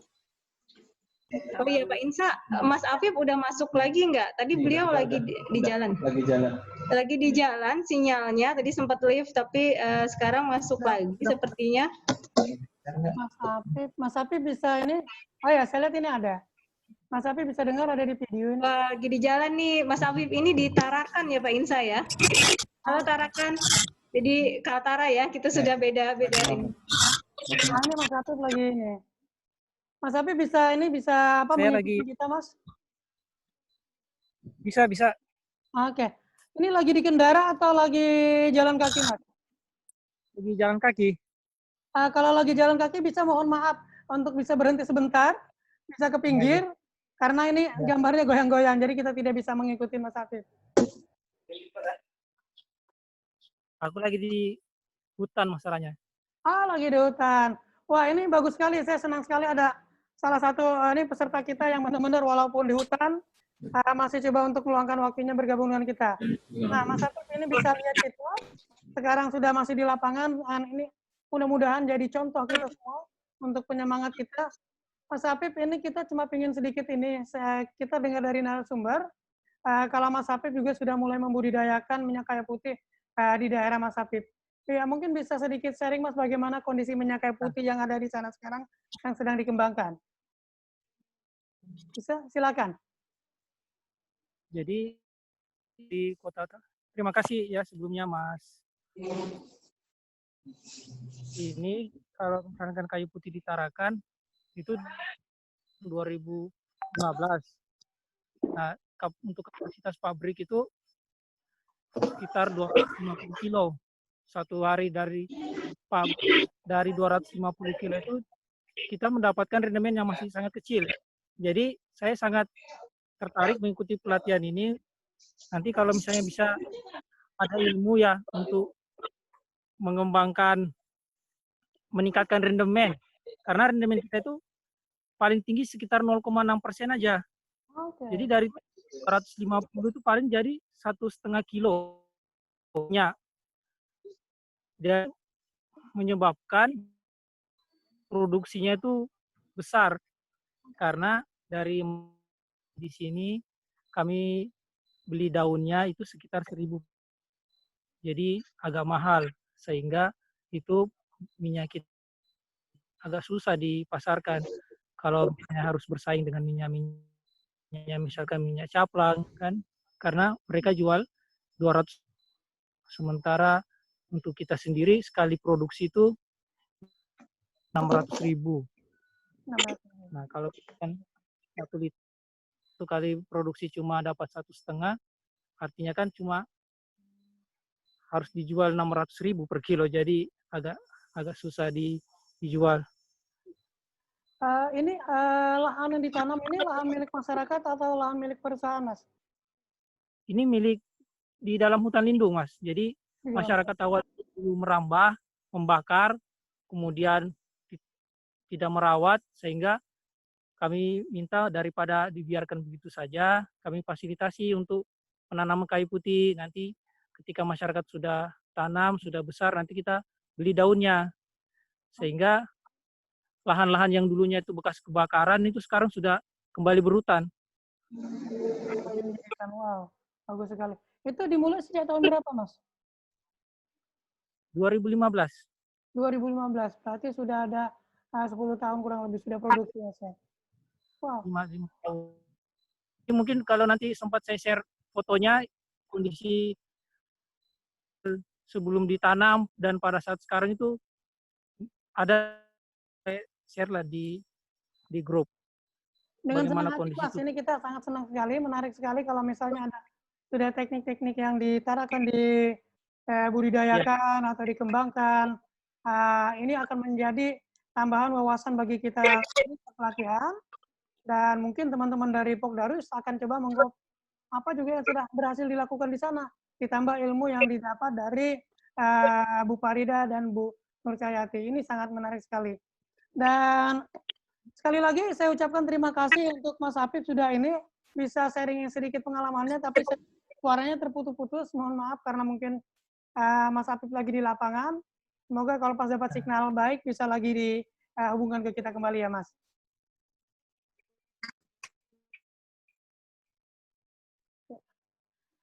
Terima kasih. Baik, Bu Farida. Saya mungkin ini mungkin teman-teman belum ada pertanyaan lagi, tapi saya ingin ini kita masih punya cukup banyak waktu. Saya harap teman-teman masih bisa untuk bertanya. Mas, silakan dengan Mas. Boleh bertanya, Mas? Silakan, Mas Alwi. Pak, saya Ya, Mas. boleh bertanya, Pak? Mungkin saya persilakan ke Mas Alwi dulu, Bu Farida. Silakan, Mas Alwi. Ya, baik. Terima kasih, Mas. Jadi, yang pertama, ini kita turut berbangga karena ternyata minyak kayu putih ini adalah punya Indonesia berdasarkan penelitian yang ada.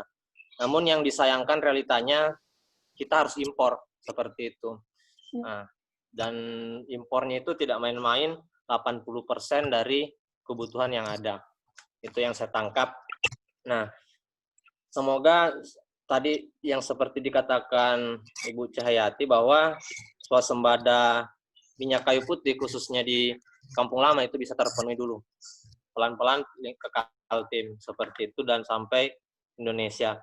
Jadi ada beberapa produk nantinya yang ke depan minyak kayu putih ini menjadi hasil, itu diantaranya berupa minyak, balsem, dan bahkan sampai kompos. Nah, ini yang kemarin saya pikirkan, tapi saya lihat di topik bahwa belum ada dibahas.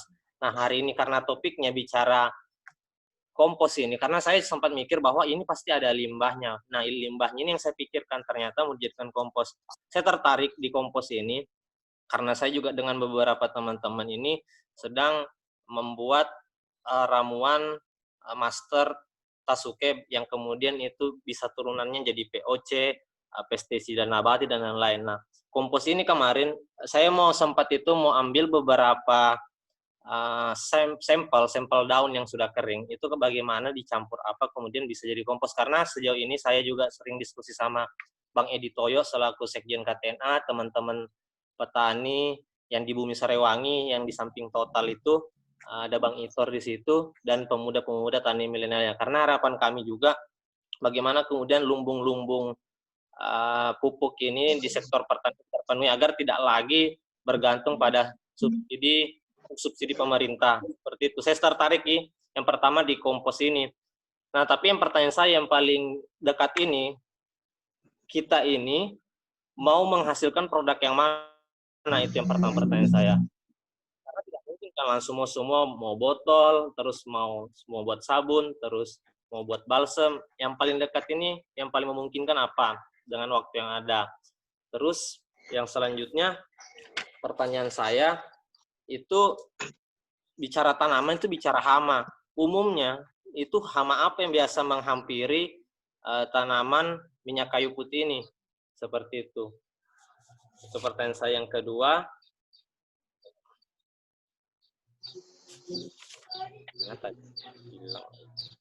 Ya mungkin itu aja dua dulu. Oke. Itu Mas. Pertanyaannya tadi, kalau untuk hama ke Ibu Cahayati. Baik, lalu kalau untuk pertanyaan yang, ayo dah Mas. Baik, terima kasih Mas Alwi. Ini juga saya sangat apresiasi untuk Mas Alwi yang mana bisa berpikir untuk ke depannya, dan saya berharap setelah pelatihan ini nantinya juga akan selalu penggiat-penggiat ini diteruskan. Oke, ada dua pertanyaan. Mungkin yang pertama produk apa? Itu mungkin bisa ke Bu Cahyati, dua-duanya saya pikir ini pertanyaan. Silakan Mbak Inung. Oke, ya. Terima kasih Mas Alwi ya. Untuk kompos ini masih dalam tahapan riset kita juga, Mas. Harapannya nanti kita bisa kerjasama juga sama teman-teman di Sungai Hitam. Jadi bagus sekali memang pemikirannya Mas Alwi bahwa ketika kita melakukan satu kegiatan usaha akan ada limbahnya ya untuk kayu putih. Jadi Mas Alwi sudah berpikir jauh ke depan bagaimana mengelola limbahnya itu. Nah, salah satunya adalah tadi dengan kompos. Nah, kemudian berbicara mengenai hama, belum banyak sebenarnya ya literatur yang saya dapatkan untuk hama, karena kita bicara di Sungai Hitam punya habitat yang berbeda dengan kayu putih yang ada di Jawa. Nah, kalau untuk yang di Jawa kan lahannya kering ya di sana itu ya, tidak seperti kita yang di Sungai Hitam. Nah, itu yang di Jawa sih umumnya yang menjadi permasalahan mereka itu adalah rayap. Jadi yang ada di bawah di bawah tanah, di bawah pohon itu biasanya itu yang mengganggu. Nah, kalau yang di daerah rawa, terus terang saya belum tahu seperti apa gitu ya. Kemudian produknya, satu lagi, kalau untuk limbah, Mas Alwi, kalau di perhutani biasanya itu digunakan mereka kembali untuk bahan bakar penyulingan ya. Saat mereka melakukan penyulingan, itu bisa juga dijadikan bahan bakar, bisa juga dibuat sebagai briket. Nah, yang paling sederhana, paling mudah adalah kompos tentu saja pilihannya. Kemudian tadi produk ya, terkait dengan produk apa yang paling memungkinkan saat ini, pilihan menurut saya ada pada teman-teman yang akan melaksanakan nanti. Kami menyampaikan ide-ide tadi ya, itu bisa dibuat apa saja, namun yang paling utama sepertinya dan yang paling murah biayanya tentu saja adalah dalam bentuk kit dibotolin gitu kecil-kecil, seperti yang juga dilakukan oleh Mas Afif di Tarakan sana. Jadi Mas Afif menjual dan teman-teman di sana koperasi menjual kayu putih dalam bentuk botol, dikemas dalam bentuk botol yang mulai sekitar berapa mili ya? 20 atau 30 mili seperti itu dalam satu botolnya, kemudian roll on. Roll on itu dengan isi 8 atau 10 mili seperti itu. Nah, jadi karena kemasan sudah banyak ya dijual ya, kemasan kosong seperti itu, kita tinggal memasukkannya saja. Jadi murni lah yang bisa kita jual seperti itu. Atau Bu Farida mungkin juga punya saran yang lebih baik. Seperti itu tanggapan saya, Pak Insa. Terima kasih Mbak Inung atas tanggapannya. Mas Apip, mungkin saya juga tambahkan sedikit dari ini tambahan Bang Inung, karena berhubungan dengan yang tadi, produk apa yang dalam waktu dekat akan dilakukan untuk mendukung program Pokdarwis. Nah, dalam saat ini kita juga alhamdulillah mendapat dukungan dari Pertamina Hulu Makam untuk produk apa yang dalam jangka dekat bisa kita lakukan di Sungai Hitam atau di Pok Darwis, yaitu dari pihak PHM sudah mendukung adanya satu buah alat destilasi yang setelah pasca training ini akan kita berikan ke Pok Darwis. Dan sekarang alatnya sedang dalam proses pengiriman ke Kamboja. Itu yang bisa kita ini kan. Jadi produk awal adalah untuk pembuatan minyak kayu putihnya, Mas. Itu yang paling pertama akan kita lakukan. Silakan, mungkin mau ada ditambah oleh Bu Farida. Halo? Halo? Putus.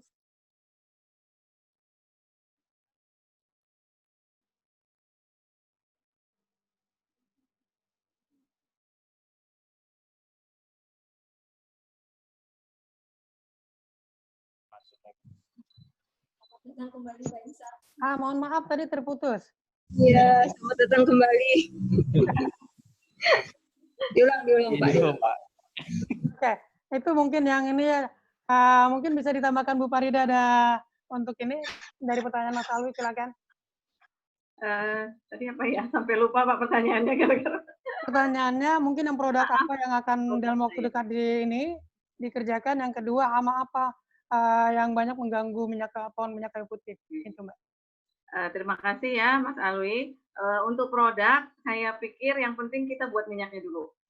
Kalau minyaknya sudah ada, akan kita kembangkan selanjutnya. Karena untuk produk itu sepertinya nggak susah ya. Apalagi kalau banyak kaum ibu ya, rajin, ada yang mau buat permen, ada yang mau buat macam-macam. Bapak-bapak yang penting nyuling dulu.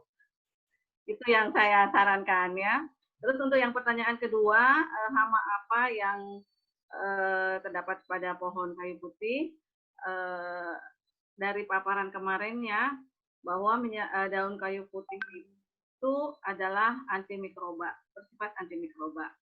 Jadi bagaimana mungkin si hama mau datang menyerang apabila dia sendiri sudah punya pertahanan diri. Nah, di situ minyak atsiri itu kan kemarin sudah jelaskan adalah bersifat antimikroba. Dari sifat-sifat inilah yang menjadi acuan kita untuk pemilihan tumbuhan obat. Dan kami juga intens di tumbuhan obat. Apabila misalnya Bapak Ibu masuk ke hutan, ngelihat daun rontok dan dia itu sulit terjadi dekomposisi ya, penguraian ya. Nah, berarti itu antimikrobanya bagus. Misalnya daun ceri ya, di samping rumah saya kebetulan ada, dia jatuh lambat terurai, belum lama baru jadi serasa gitu ya. Sederhananya pemikirannya kayak gitu. Jadi dia sudah mempunyai pertahanan diri. Namun terhadap rayap ya itu lain cerita, karena rayap bukan mikroba ya Bu. Rayap itu masuk golongan apa itu Bu? Saya lupa sudah kemarin. Demikian Mas Alwi yang bisa saya sampaikan. Jadi tenang-tenang aja, dia nggak akan diserang hama. Terima kasih. Mas Alwi bisa di ini suaranya kayaknya dari Mas Alwi nih. Coba di ini Mas, unmute dulu. Sudah Mas. Oke, terima kasih kalau gitu. Kira-kira ini bisa di ini Mas, dari jawaban Bu Farida dan Bu Cahyati bisa di ini cukup jelas? Sudah. Oke, baik. Ini Mas. Silakan. Bisa tambah Kak Mas? Ini kan ada dari PHM juga di sini ya? Ada PHM Mas ya? Iya. Ya, yang hadir. Nah, jadi karena yang setahu saya juga sejauh ini yang mengawal kemudian Pok Darwis, wisata Bekantan sampai kelihatan seperti ini kan itu PHM, mungkin dari instansi lainnya juga ada. Jadi harapan saya, tadi kan sudah saya dengar, mungkin ini kabar baik bagi teman-teman Pok Darwis, khususnya kami masyarakat Kampung Lama, bahwa akan diberi bantuan. Namun entah nanti dari inisiatif dari kami atau teman-teman Pok Darwis untuk kemudian bagaimana kalau bisa studi banding kan, karena ini saya rasa perlu ini Mas ya. Saya rasa perlu ini, tapi jangka panjangnya nanti untuk pengembangan ketika memang sudah ada dibuat seperti yang sederhana kita buat minyak kayu putih. Nah, harapan saya sih kemudian nanti ada studi banding, entah itu dari perwakilan Pok Darwis atau masyarakat atau instansi yang ada di Kampung Lama ini. Tapi ini berbicara perspektif pengembangan yang lebih besar lagi. Ini tuh Mas. Baik, terima kasih Mas Alwi. Mungkin saya coba ini sebelum mungkin nanti dijawab teman-teman dari PHM, Mbak Lulu, atau mungkin di sini juga ada Pak Rano. ini idenya sangat brilian. Namun dalam hal ini coba kita untuk ini dulu, kita coba merealisasikan apa yang kita bisa, baru mungkin ke depannya ide-ide ini akan kita kembangkan, Mas. Mungkin ini yang bisa saya mendahului daripada PHM. Jadi coba kita untuk ini dulu, berkarya dulu, dari alat yang akan dibantu nanti akan coba menghasilkan. Kalau memang masih kurang yang ininya, kita tentu ada untuk pengembangan lebih ke depannya. Mungkin itu yang dari saya, tapi mungkin kebenaran di sini ada Pak Ranu dan Mbak Lulu. Mungkin bisa ditambahkan Pak Ranu dan Mbak Lulu.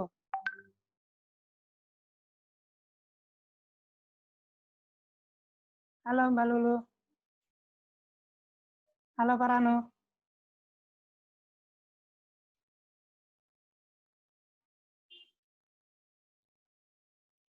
Sebentar mungkin Pak Ranu.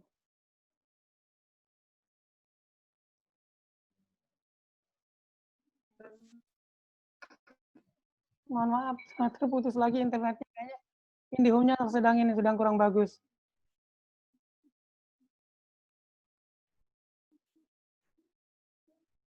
Halo?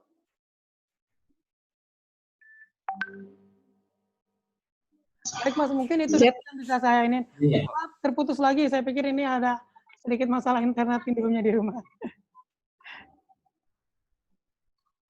Saya pikir ini untuk diskusinya bisa besok juga kita lanjutkan yang ini. Tapi saya pengen ini, saya tertarik tadi ada salah satu ini yang PowerPoint. Kita masih ada waktu kurang lebih 20 menit. Ini dengan PowerPoint yang dari Bu Farida, yang tadi mungkin bisa di-share nggak Bu Farida, link video yang dari YouTube-nya? Halo Bu Farida. Boleh Pak. Iya boleh Pak. Bisa Pak. Ini saya sudah siapkan videonya, kalau mau nonton bersama. Metode. Bisa di-share screen Bu? Boleh Pak. Karya mana ini ya. Ini.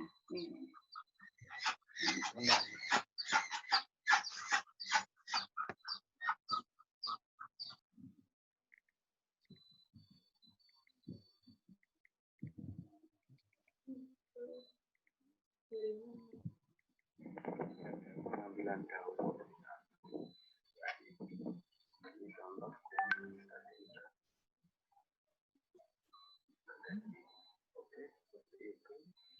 Ini untuk tutorial pemangkasan pada lahan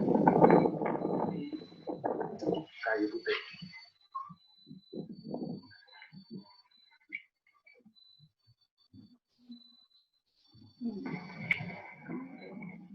Kembali lagi dengan Samsu. Saat ini saya berada di peta berapa Mas Argianto? 92 RPH Kepek. Kita akan mencoba untuk memberi sedikit gambaran tata cara pangkas pohon kayu putih untuk peta produksi.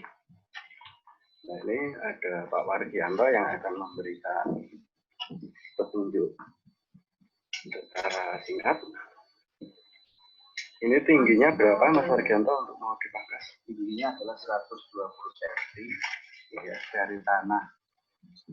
Ini 120 dan diarahkan tegangan ini adalah mengarah ke arah matahari untuk posisi kemiringannya. Kemiringannya antara 30 derajat sampai 45 derajat.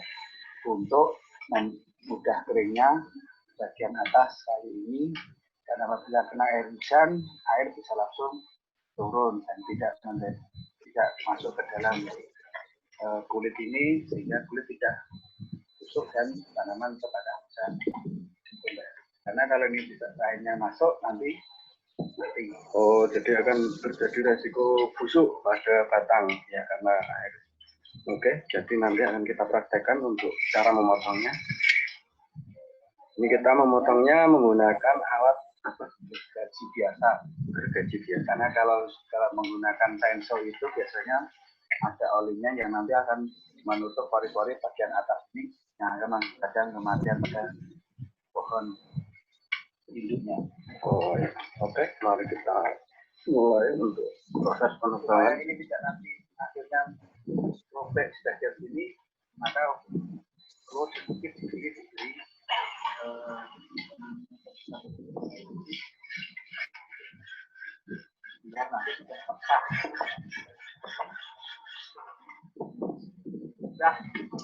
Jangan tapi yang tak. Oke, tertawan.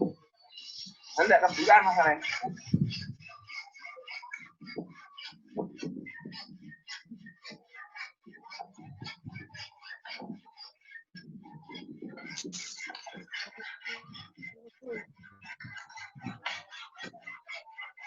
Ya, ini adalah proses penggergajian. Jadi proses penggergajian ini miring. Kita potong seperti itu.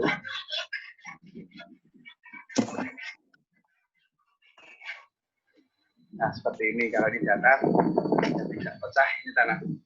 Kemungkinan matinya kecil. Oh, jadi motongnya miring. Miring menghadap ke arah matahari terbit. Terus ini fungsinya untuk pemotongan sendiri ini untuk apa, Mas? Yang pertama ini akan memperbanyak cabang, nanti akan memperbanyak jumlah produksi daun. Yang pertama, yang kedua, sebenarnya daun itu semakin tua batangnya, kandungannya semakin menurun, biasanya seperti itu. Jadi ini fungsinya cukup signifikan untuk produktivitas daun. Jadi ini kita potong 120 cm. Ini nanti di bekas penggergajian itu tadi akan muncul emas baru ya. Ya, ya seperti itu. Selain produktivitas daun tinggi, ini nanti mempermudah dalam proses pengambilan daun. Ini contoh yang tadi kita gergaji. Oke, seperti itu. Ini untuk tutorial pemangkasan pada lahan di kayu putih.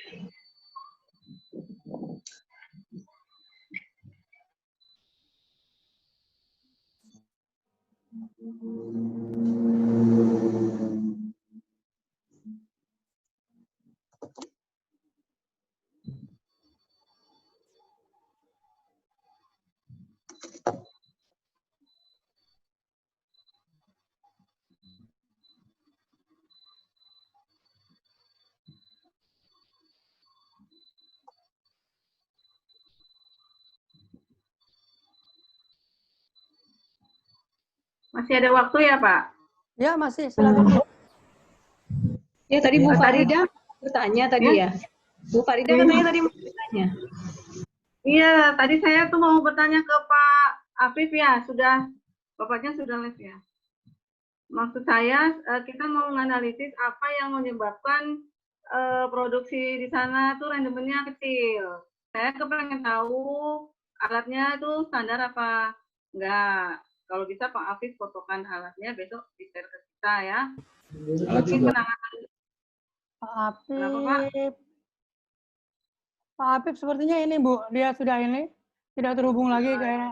Ya. Mungkin bisa pertanyaannya bisa disimpan buat besok Bu. Oh iya Pak. Mas terhubung lagi dengan Pak Afif. Karena kita tidak bisa membantu jawab Bu. Tapi ini Bu Farida.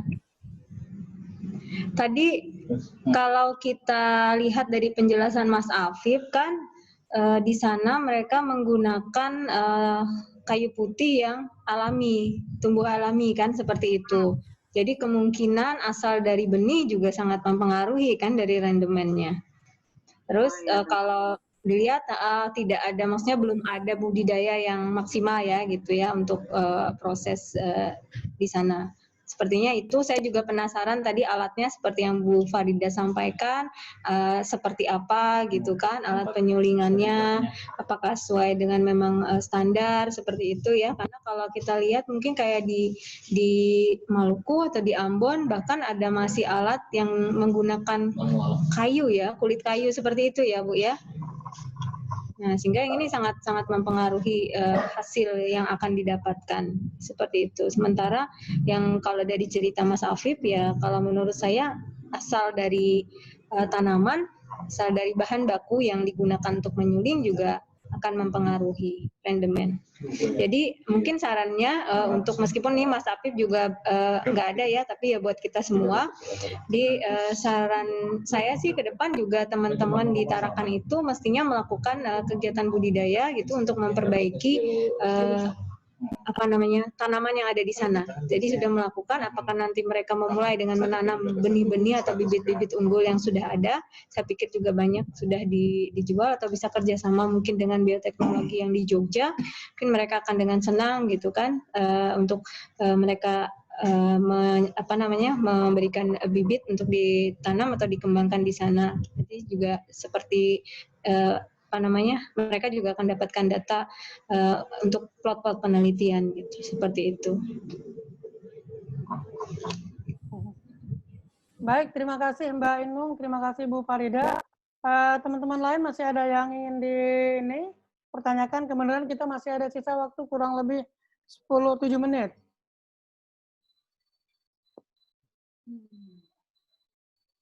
Bagaimana peserta? Saya coba ini, saya ingin suaranya di-unmute semua dan video juga di-unmute semua. Saya ingin coba buat ini lagi, video sekali, foto sekali lagi. Kita foto bersama. Mas Ari ingin bertanya, Mas Yusuf ingin tanya?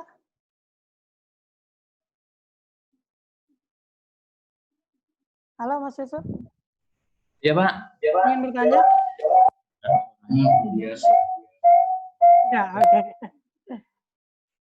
Yang lain sudah pada ini videonya dan sudah di-unmute semua dengan ininya.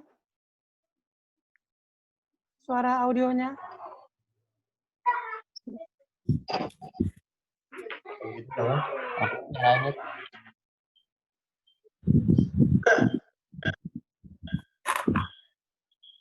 Saya masih belum lihat di sini. Oke.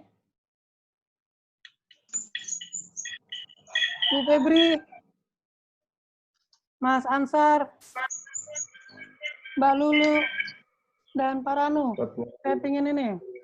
Saya ingin buat foto sekali lagi. Semuanya sudah buka?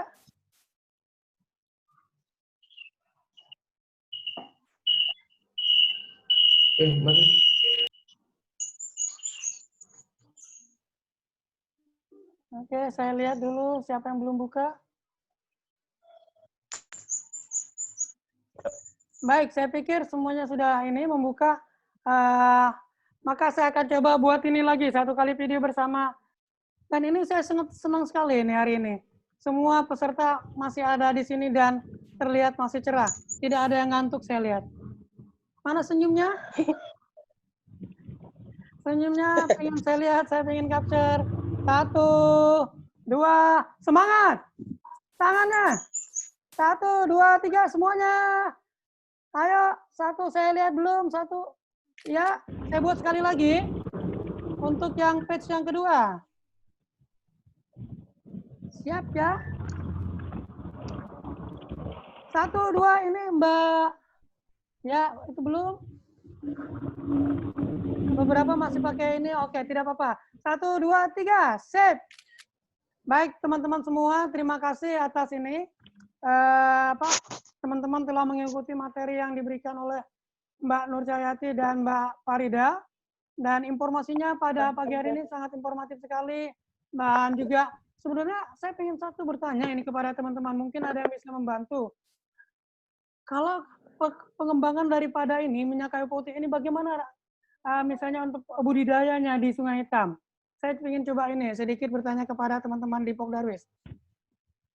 Apakah ada harapan ke depannya untuk budidaya yang lebih besar nantinya di Sungai Hitam? Mungkin ada yang bisa menjawab? Mas Alwi? Pak Yuyun, mungkin Pak Aidil? Baik Pak, saya ingin jawab boleh Pak? Silakan Mas Yuyun. Oke, kalau terima kasih atas waktunya Pak. Terima kasih sekali. Kalau untuk budidaya saya rasa sangat memungkinkan Pak untuk minyak kayu putih ini. Karena nggak ada habisnya kalau di sini Pak. Sifatnya kan seperti di sini minyak kayu putih ini Pak. Habis mati tumbuh lagi, mati tumbuh lagi. Jadi nggak ada habisnya lah Pak. Wow, alhamdulillah kalau gitu ini salah satu awal yang saya senang sekali, semangat ini dari jawaban dari Pak Yuyun, dan Pak Yuyun juga Pak RT ya Pak di sana ya Pak? Insya Allah ya Pak. Alhamdulillah. Nah, jadi kalau Pak RT yang sudah berbicara, saya yakin juga mungkin yang lain bisa mengikuti karena ini pimpinan kita yang sedang berbicara di Zoom kita ini. Saya harap teman-teman pertama ini juga untuk teman-teman Pokdarius selalu semangat. Harapan saya ini yang paling penting karena kita ada potensi untuk pengembangan budidayanya di sana. Harapan juga bisa menambah alternatif penghasilan daripada teman-teman Pokdarius masyarakat di Sungai Hitam.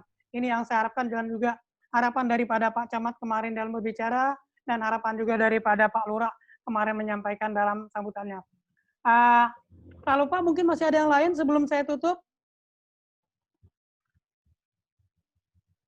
Saya kasih waktu hitungan dalam 5, 1, 2, ditutup. Baik. Mungkin ini acara ini terima kasih untuk teman-teman. Pesan satu, Pak Yuyun masih on? Halo Pak Yuyun. Ya, masih. Pak Yuyun, nanti setelah ini saya ingin langsung Zoom di luar daripada Zoom ini Pak Yuyun dengan Pak Aidil untuk bicara lebih lanjut ke depannya ya Pak. Siap. Terima kasih semuanya yang hadir di sini. Sampai jumpa besok. Semoga semangat selalu ya. Jangan lupa kuncinya tolong diisi sebelum waktunya selesai. Terima kasih kembali. Assalamualaikum warahmatullahi wabarakatuh. Waalaikumsalam warahmatullahi wabarakatuh. Terima kasih Mbak Inu. Siap. Terima kasih Bu Farida. Terima kasih. Nah, jadi